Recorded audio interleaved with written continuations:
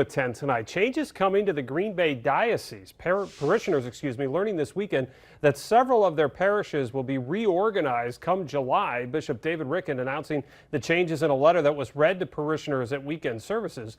The moves consolidate 4 parishes on Green Bay's west side into one single parish and links parishes on the east side of Green Bay. Saints Peter and Paul and St. Philip will work together, sharing 2 priests. The bishop says the moves, among other reasons, address the realities of priest availability and parish vitality.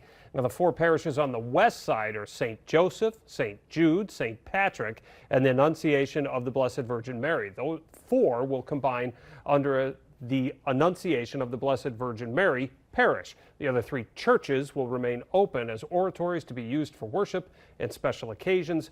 These changes go into effect on July 1st, 2026.